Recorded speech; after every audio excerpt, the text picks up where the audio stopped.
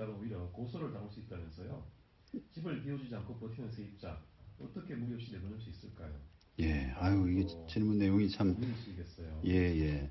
얼마 전에 제가 그 친척 그 대리해가지고, 이런 그 소위 말하면 좀 소액사건 소송 대리를 좀 했었는데, 네. 친척분이 이런 마음이시더라고요. 보증금 얼마 안 되고, 월세도 50만 원 정도밖에 안 돼가지고, 이 마음 같아서는 그 재판해가지고는 도저히 답이 안 나오기 때문에, 네. 이렇게라도 좀 하고 싶은데, 아유, 그건 절대 안 된다고, 제가 조금 말려서 이렇게 소송을 그 도와드렸는데, 네. 참 마음이 안타깝네요. 예.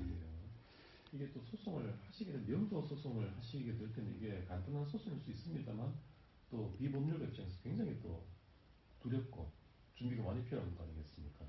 예, 뭐 저희들이 이제 그 가장 쉬운 소송으로 보통 명도 소송, 뭐 이혼 소송 이런 법률가들은 이야기합니다만 네. 이 당사자들 입장에서는 아무래도 이게 소송이라는 자체가 그게 조금 이렇게 뭐 테크닉이 좀 필요하고 네. 법원에서 뭐 조금 틀리면은 그 친절하게 해주는 것이 아니라 그냥 보정이라고 그래가지고 네. 알아서 좀 고쳐오세요라고 하는 식으로 돌려보내기 때문에 네. 시간이 참 많이 걸리고 힘들어 하더라고요. 명도소송도 마찬가지죠, 뭐. 이 명도 소송 어떤 때 하게 됩니까?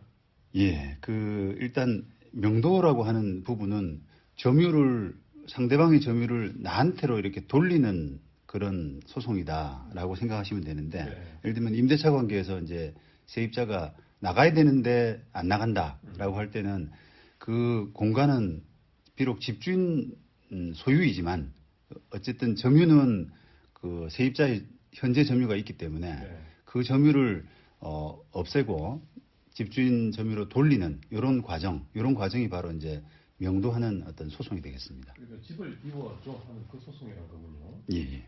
그렇습니다. 말하자면 아까 사연에서 말씀드렸듯이 소유자라고 하더라도 함부로 이렇게 뭐 전기를 끊는다든지 문을 열고 들어간다든지 할 수가 없는 것이고 예. 이런 식으로 법으로 명도 소송해서 이겨야지 그 집을 비울 수 있다는 거 아니겠습니까? 예, 그렇습니다. 그게 일단 그 현실의 점유가 상대방한테 있다면 그 점유를 나한테로 돌리는 기본적인 어떤 원칙적인 방법은 소송을 통한 해결. 이게 이제 원칙이고 말씀하신 것처럼 뭐 그냥 짐을 빼버리거나 또는 단전다수 통해서 그 빼버리는 것을 강요한다거나 강제한다거나 이런 부분들은 대단히 좀 신중할 필요가 있습니다. 그렇죠. 뭐 이렇게 뭐 화난다고 그 열고 들어가서 뭐 이렇게 짐을 들고 나왔다가는 바로 주거 침입이 되버리기 때문에 예. 이 주거 침입은 그 집에 살 수 있는 법적인 권한이 있냐 없냐를 떠나서 현재 살고 있다는 사실 자체를 보여주는 거기 때문에 예. 이게 큰 또 위험한 행위가 될 수가 있습니다. 예, 예. 명도 소송,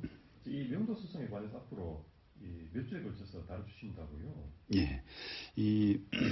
그 명도 문제가 아까 말씀드린 것처럼 좀 쉬워 보이면서도 네. 실질적으로 굉장히 많이 일어나고 또 그만큼 또 자잘구레한 분쟁들이 많고 궁금해하시는 분들이 많기 때문에 이 명도와 관련된 그 주제들을 조금 나눠 가지고 몇 번에 걸쳐서 좀 연재를 해볼 생각입니다. 저는 굉장히 이제 반가운 것이 이렇게 막 짧은 시간에 많은 지식을 전달을 하는 것도 좋겠습니다만 그게 사실은 이제 효율적이지 못할 수가 있거든요. 네. 근데 이렇게 명도에 관해서 좀 긴 시간을 두고 정말 친절하고 자세하게 전달해드린다는 것은 굉장히 좋은 것 같아요. 저도 이제 이런 그 시간이 그 저한테 주어진다는 게 네. 되게 저도 기분이 참 좋습니다. 그렇습니다. 예. 근데 이제 주로 임대차 계약이 끝날 무렵에 명도 소송이 많이 생기는 것 같더라고요. 예, 그렇죠. 왜 그럴까요? 일단 보통 명도라고 하면은 그냥 그곳을 점유할 수 이제 없는 점유 권한이 없는 이런 표현을 쓰는데 그 사람을 내보내는 소송을 망라해서 이제 명도 소송이라고 하는데 네. 그런 그 점유할 수 없는 사람 중에 그냥 무단 침입이라고 그래서요. 계약 없이 그냥 들어온 사람, 특히 이제 집보다는 아무래도 이제 방치된 토지 같은 경우가 많이 있습니다. 네. 그런 사람들이 그냥 뭐 예를 들면 그 방치된 토지에 뭐 경작을 한다거나 무단 경작을 한다거나 그런 사람들이 그 들어와 있을 때 소송이 필요한 그런 경우도 있습니다만 대부분의 경우는 어떤 부동산을 점유하는 그 과정이 계약을 통해서 점유하고 있던 중에 계약이 종료됐다거나 하는 그런 과정에서 분쟁이 발생해서 잘 안 나가주는 이런 경우가 거의 90% 이상입니다. 네, 말 나온 김에 좀 여쭤보겠습니다. 네. 다른 사람의 밭에 무를 키우고 있어요. 네. 시골에 그런 경우 많이 있거든요. 네. 근데 이게 내 밭인데 왜 무를 함부로 키워? 라고 해서 주인이 들어가서 무를 뽑아버리고 이거 내 거야라고 예. 그 사적인 면도를 한다. 예. 됩니까 안 됩니까? 당연히 안 되죠. 네. 예. 그게 말씀드린 것처럼 무 키우면서 이제 그 땅을 상대방이 무단점유하는 그런 그 상황인데 네. 어쨌든 간에 권한이 있든 없든 권리가 있든 없든 간에 현실적인 점유가 이제 그 사람한테 있고 네. 그 무라고 하는 그 어떤 그 작물은 소유권 자체가 이제 상대방한테 있기 때문에 그거를 해결하는 방법은 명도소송 그 방법밖에는 없습니다. 지금 말씀드린 이런 경우도 그 집을 비우는 소송이 아니지만 이런 경우도 역시 함부로 해서는 안 되고 명도 소송이라는 절차를 통해서 해결해야 한다. 네, 그렇습니다. 네. 자, 명도 과정에서 주로 이제 발생하는 문제 중에서 오늘 주제는 뭡니까? 예, 오늘은 그 원상 복구 또 원상 회복이라는 표현을 쓰는데요. 네. 그 임차인의 원상 복구 문제 이런 주제로 해서 이야기를 좀 말씀드리겠습니다. 임차인 원상 복구. 네. 원상 복구가 먼저 어떤 걸 말하는 겁니까? 그 용어 자체에서 이제 느낌이 오시는 것처럼 원 상태로 돌려놓는다라고 하는 네. 그런 정도의 개념인데요. 아무래도 이제 임대차 하게 되면은 그 거주하든 아니면 영업을 하든 간에 그 과정에서 좀 원상이 그 훼손되는 또 실제 시설물 같은 걸 그 해놓는다든지 하는 그런 경우가 생기게 되기 때문에 네. 그걸 계약 기간이 끝나고 계약이 종료되면은 원래대로 돌려놓는다라고 하는 그런 그 관련된 분쟁이 좀 많이 있습니다. 그렇죠. 그러니까 예전 임차인들이 집을 빌렸으면 좀 약간씩 이렇게 뭐 고치기도 하고 못도 쾅쾅 많이 박았었어요. 네. 요즘에 이제 못도 함부로 못 박는다 이런 식도 많이 퍼져 있는 것 같고요. 그래서 이렇게 원상복구 관련해서 임대인, 집주인이 와보고 이거 원래보다 달라졌는데 이러면서 원상복구 해라고 이렇게 하는 분쟁들이 많이 생기고 있는 거 아니겠습니까? 예. 그 말씀하신 것처럼 예전에는 사실 좀 권리의식이 좀 약했다고 그러나요? 네. 서로 그냥 뭐 아유 그렇게 쓰는 거지. 애 있으면 뭐 그 장판, 도배 이런 거 다 망가지는 거 아니야. 그런 것도 좀 양해해주고 서로 이렇게 합의해서 했는데. 있으면 이렇게 뭐 미술 도구 같은 걸로 장판 막 이렇게 해가지고 예. 누더기 만들어 놓고 예. 그냥 별말 없이 끝났었어요. 그렇습니다. 요즘은 예. 안 그렇죠. 예. 그게 그런 상태를 이제 그 좀 이렇게 용서해주는 네. 관용이 좀 부족한 데다가 또 서로 간의 생각들이 요즘 다 많이 다를 수 있는 옛날에는 좀 이렇게 서로 이제 정의라고 하는 그런 부분 때문에 넘어갔던 부분들을 네. 요즘은 다툼이 많이 생기는 것 같습니다. 저는 뭐 앞으로 이제 많은 얘기를 하겠습니다. 이게 또 바람직한 면도 있는 게 정의라는 이름으로 넘어가다 보면은 사실 이제 좀 주로 해를 끼치는 사람들이 덕을 봐왔어요. 네. 그러니까 오히려 이렇게 좀 깔끔하게 처리를 하고 가는 것도 네. 괜찮다 싶은 생각도 듭니다. 네. 자, 어떤 분쟁들이 많이 발생을 하나요? 일단 그 원상 복구는 이제 기본적으로 이게 원래 있던 상태로 돌려놓는 것인데 네. 이게 말씀드린 것처럼 서로 원상 복구는 해야 되고 또 원상 복구를 요구하는 그런 권리는 높은데 반해서 네. 그 어떤 의식 원상 복구를 그 요구하기 위한 어떤 뒷받침 이런 부분이 좀 결여돼 있는 그런 경우가 많습니다. 네. 원상 복구를 하려 그러면 당연히 원상을 좀 알아야 되는데 네. 계약할 때 원상에 관한 부분을 좀 이렇게 그 증거로 남겨놓지 못하는 그러니까 현재 상태가 뭐 요런 상태다라고 하는 부분은 우리가 상식적으로 생각하더라도 뭐 사진이든 영상이든 또는 뭐 말이든 간에 좀 놔줘야 나중에 그걸 돌이키는데 입증 자료로 조금 이렇게 그 사용을 할 수가 있을 텐데 네. 그런 부분이 안 돼 있기 때문에 서로 막 이렇게 감정적인 다툼이 많이 일어나고 있습니다. 이 원상 복구를 둘러싼 분쟁을 피하기 위해서는 애당초 원상 원래 상태가 어땠는지에 대한 뭐 사진이라든지 여러 가지 증거를 좀 남겨놔라 이런 말씀이신데 현실에서 좀 그렇지 못한 경우가 종종 있는 것 같아요. 네, 실제로 그게 참 안 되더라고요. 그게 네. 제가 볼 때는 그게 뭐 이게 법을 떠나서 좀 상식이 아닌가 그런 생각을 하는데도 그게 좀 임대차 문제는 좀 두 분 다, 양쪽 다 좀 가볍게 생각하기 때문에 네. 그런 부분에 대해서 좀 아직까지는 좀 소홀한 것이 현실입니다. 그 임대차 하기 이전에 원래 상태에 대한 사진이나 동영상 촬영 이런 것들은 이제 둔다고 하더라도 또 나아가서 이게 훼손됐을 때 얼마를 보상한다 이런 약정까지 하시는 경우는 정말 더 드문 것 같더라고요. 네, 네. 필요하겠죠 그런 약정도. 예, 그렇습니다. 예를 들어서 뭐 우리가 도배만 하더라도요, 네.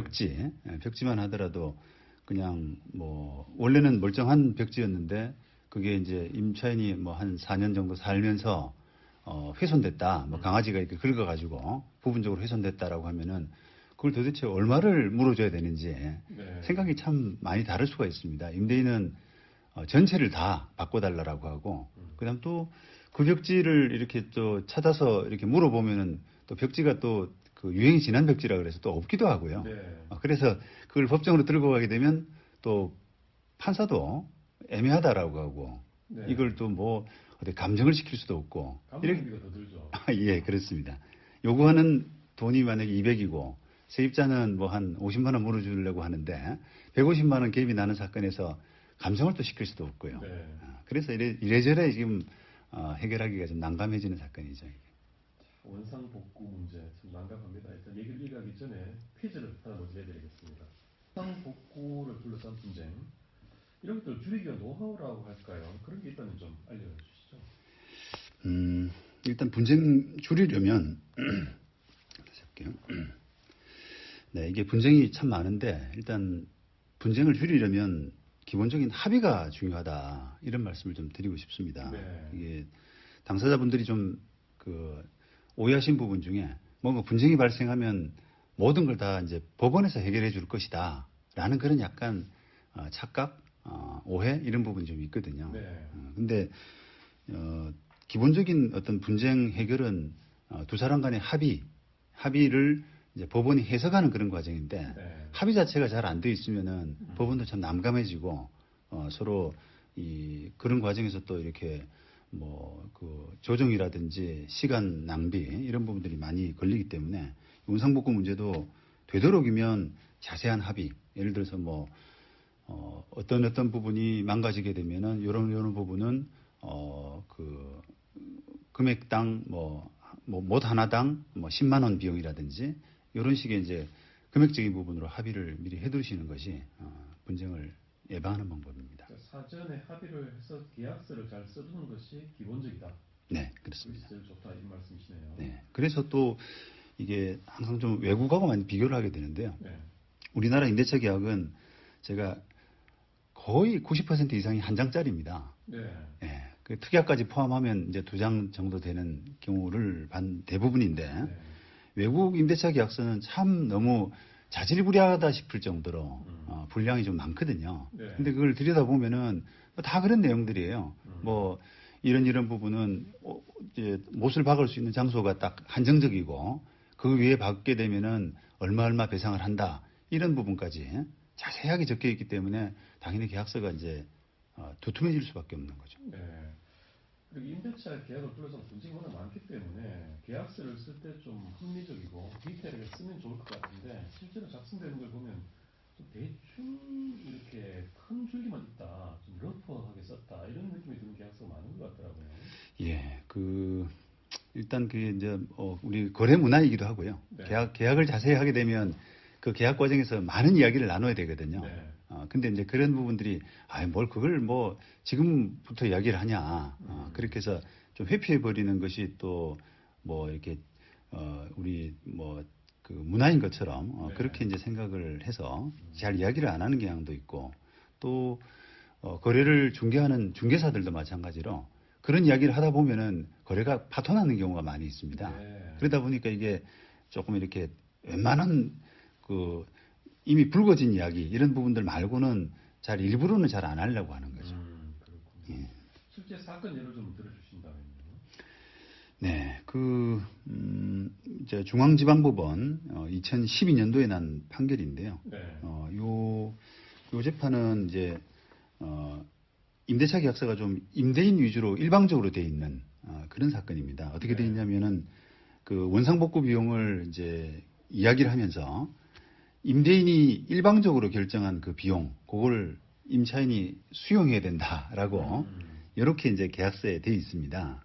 근데 이제 그 약정에도 불구하고 이제 임차인이 그 임대인 그 요구를 수용을 못하게 되니까 임대인은 그냥 자기가 일방적으로 보증금에서 얼마를 빼버리고요. 나머지 돈만 돌려주고 그러니까 당연히 임차인은 임대인 상대로 보증금을 돌려달라. 이런 이제 분쟁으로 이어졌습니다. 네, 부분의 판단은 어땠습니까?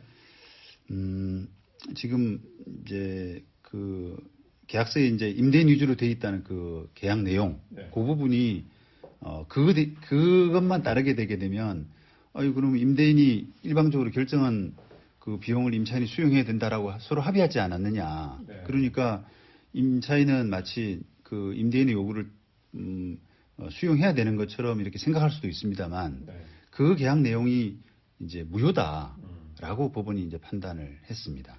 이 계약 문구를 보면 법률가들은 이게 애당초에 문제가 있는 문구고 예. 무효가 될 가능성이 높다라고 이제 판단이 되는 부분인데 네.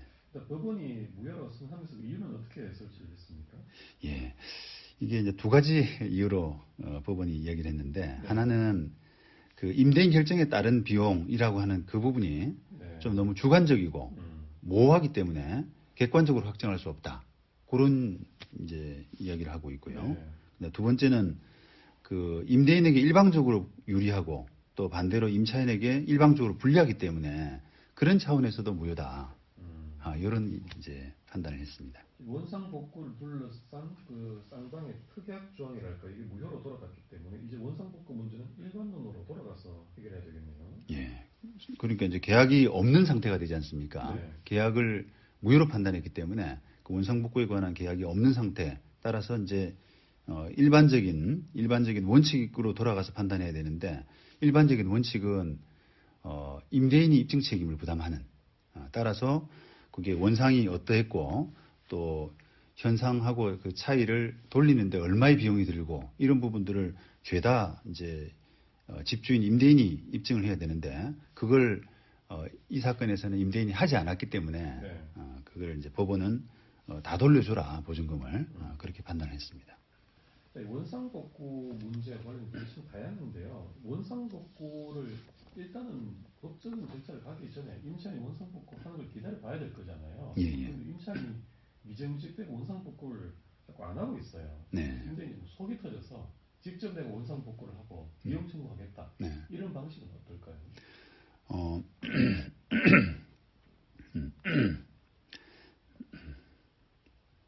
그 페이지. 네네, 알고 있습니다.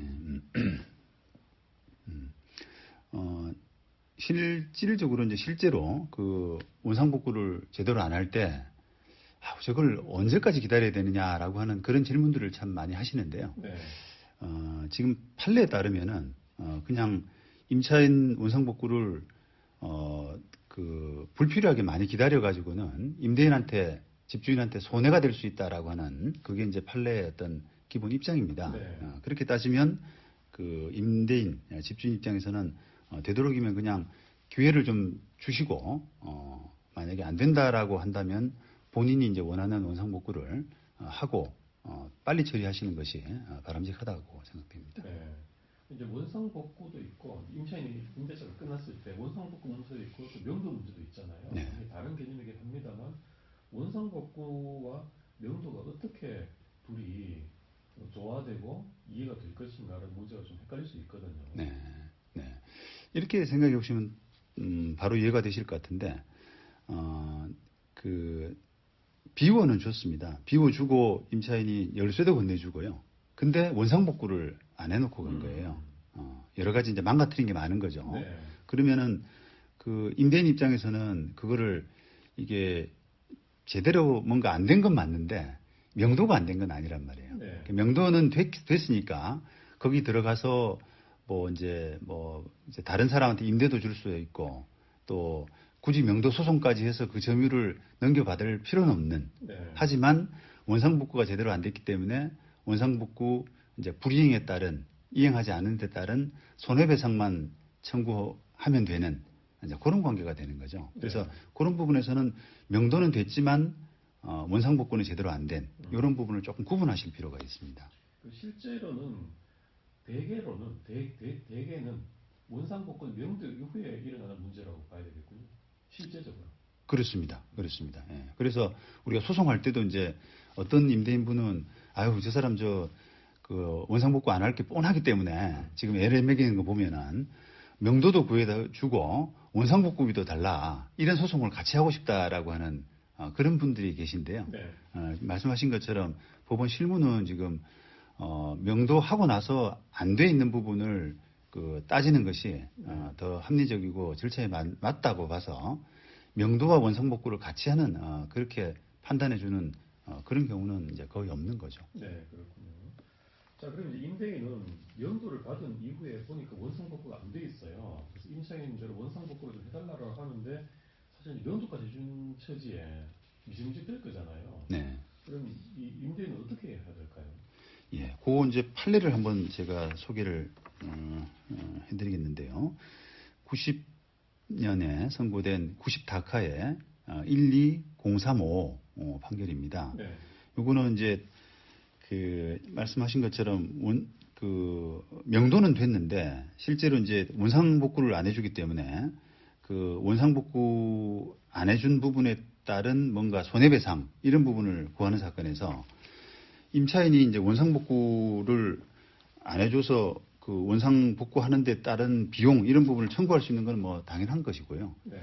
문제는 뭐냐면은 임대인이 그 원상복구를 임차인에게 요구하는 과정에서 이제 시간이 좀 들었을 거 아닙니까? 네. 그러니까 이사 가고 나서 좀 지저분한 상태가 우리가 생각해 보시면 될 것 같은데 그 지저분하고 제대로 안 돼 있는 상태가 이제 옥신각신하면서 예를 들면 한 달이 간 겁니다. 네. 그러면 이제 임대인 입장에서는 그 세입자 때문에 세입자가 원상복구를 안 해줬기 때문에 그 공간에 대한 점유, 다른 데 세놓을 수 있는 기회 이런 부분을 다 놓쳤으니까 한 달치 이제 월세를 추가로 달라.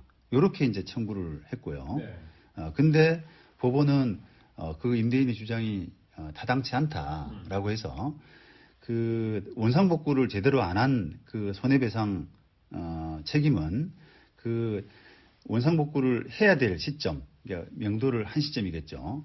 그때부터 실제로 원상복구를 한 시점, 원상복구가 된 시점, 그게 이제 임차인이 직접 하든지 아니면 임대인이 다른 사람 시켜서 임대인이 직접 하든지 간에 실제 원상복구가 된 시점 그 기간 전부가 아니라 제때 이제 원상복구를 했다라 그러면 그 들었을 시간 그 정도밖에 안 된다라고 이렇게 판단을 했습니다.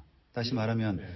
이제 임대인이 그냥 그 임차인 해줄 거라 기대하고 너무 많이 기다리면 그 기간을 다 보상받을 수는 없다는 거죠. 네, 그렇군요. 정리를 한 번 더 해드리면 이 사건에서 명도한 지 실제